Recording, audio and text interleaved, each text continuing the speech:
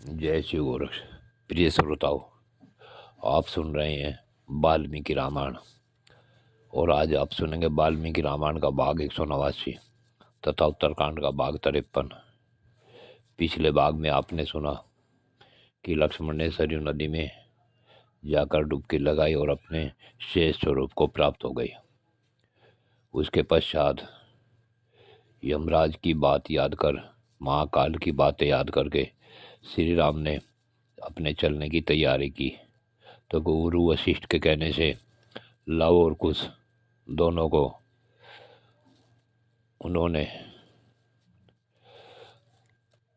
उनके राज्यों पर राज्याभिषेक कर दिया। अब इससे आगे की कथा आप इस भाग 189 में सुने। श्री रामचंद्र जी ने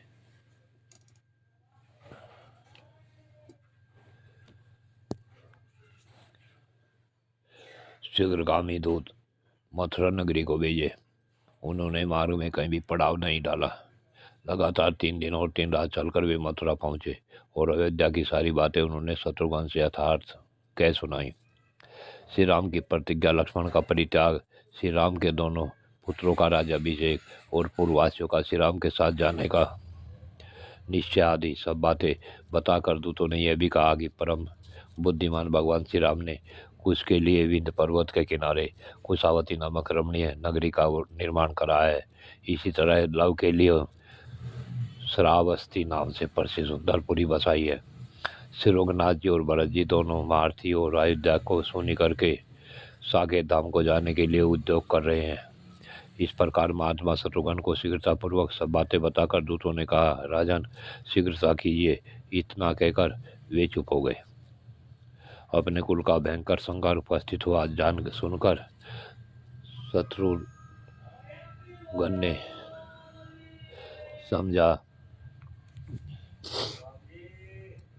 प्रजा तथा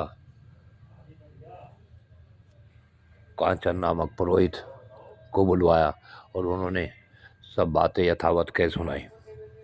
उन्होंने यह भी बताया कि भाइयों के साथ मेरे शरीर का भी वियोग होने वाला है। इसके बाद वीर राजा शत्रुघ्न ने अपने दोनों पुत्रों का राज्याभिषेक किया। सुबाहु ने मथुरा का राज पाया और शत्रुघाती ने विदिशा का।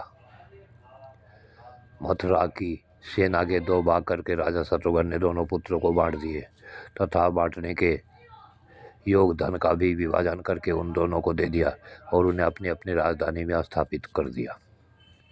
इस प्रकार सुबाहु को मथुरा में तथा शत्रुघाती को विदिशा में स्थापित करके रघुकुल नंदन शत्रुघ्न एकमात्र रथ के द्वारा अयोध्या के लिए प्रस्थित हुए।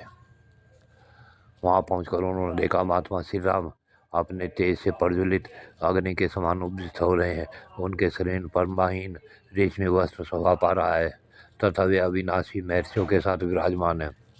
निकट जा हाथ जोड़कर उन्होंने श्री रघुनाथ जी को प्रणाम किया और धर्म का चिंतन करते हुए इंद्रियों को काबू में करके वे धर्म के ज्ञाता श्री राम से बोले, हे रघुकुल नंदन, मैं अपने दोनों पुत्रों का राज्याभिषेक करके आया हूँ। राजन, आप मुझे भी अपने साथ चलने की दृढ़ निश्चय से युक्त समझे। वीराज, इसके विपरीत आप मुझसे और कुछ न कहे।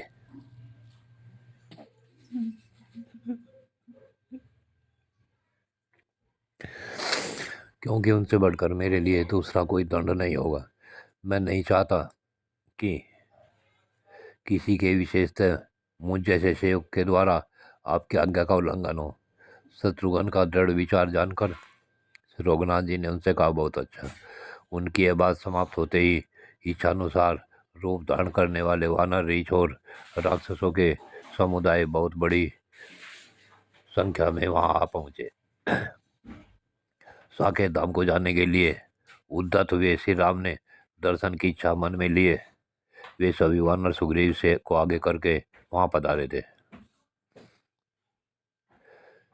उनमें से कितने ही देवताओं के पुत्र थे, कितने ही ऋषियों के बालक थे और कितने ही गंधर्वों से उत्पन्न हुए थे। श्री रघुनाथ जी के लीला संवरण का समय जानकर वे सब के सब यहाँ वहाँ आए थे।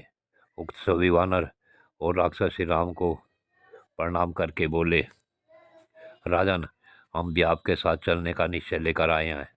पुरुषोत्तम श्री राम, यदि आप हमें साथ लिए बिना ही चले जाएंगे तो हम ये समझेंगे कि आपने यमदंड उठाकर हमें मार गिरा है। इसी बीच में महाबली सुग्रीव भी वीर श्री राम को विधि पूर्वक प्रणाम करके अपना अभिप्राय निवेदन करने के लिए उद्यत हो बोले, हे नरेश्वर, मैं वीर अंगद का राज्याभिषेक करके आया हूँ। आप समझ ले कि मेरा भी आपके साथ चलने का दृढ़ निश्चय है। उनकी यह बात सुनकर उनको रमाने वाले पुरुषों में श्रेष्ठ श्री राम ने वानरराज सुग्रीव को मित्रता का विचार करके उनसे कहा, सखे सुग्रीव, मेरी बात सुनो। मैं तुम्हारे बिना देवलोक में और महान परम धाम में भी नहीं जा सकता।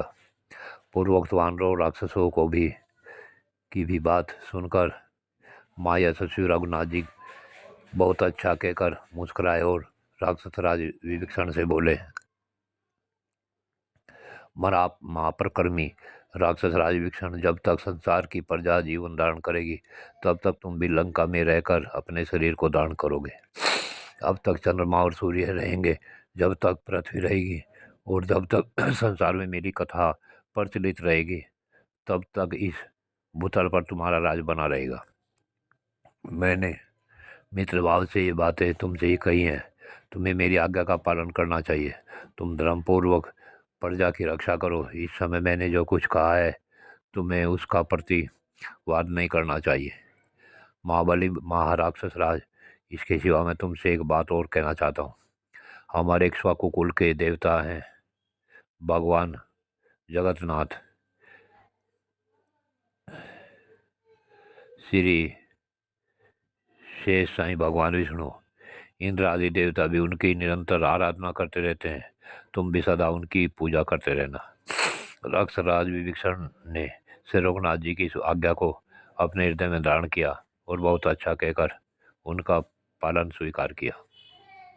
विभीषण से ऐसा कहकर श्री रामचंद्र जी हनुमान जी से बोले, तुमने दीर्घकाल तक जीवित रहने का निश्चय किया है। अपनी इस प्रतिज्ञा को व्यर्थ न करो। यार ईश्वर, जब तक संसार में मेरी कथाओं का प्रचार रहे, जब तक तुम भी मेरी आज्ञा का पालन करते हुए प्रसन्नता पूर्वक विचरते रहो। महात्मा श्री रघुनाथ जी का ऐसा कहने पर हनुमान जी को बड़ा हर्ष हुआ और वे इस प्रकार बोले,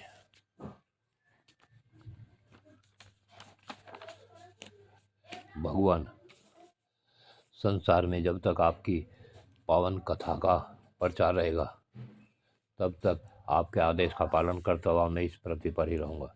इसके बाद भगवान ने ब्रह्मा जी के पुत्र बूढ़े जामवान तथा मैंद और द्विज से भी कहा, जामवान सहित तुम पांचों व्यक्ति जामवान, विभीषण, हनुमान, मैंद और द्विविद तब तक जीवित रहो जब तक कि प्रलय कलयुग न आ जाए।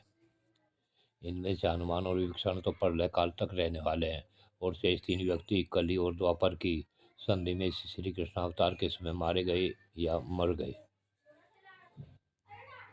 जय शिव गोरक्ष। प्रिय श्रोताओ, आज की कथा यहीं पूर्ण होती है। आगे की कथा अगले भाग में। जय शिव गोरक्ष।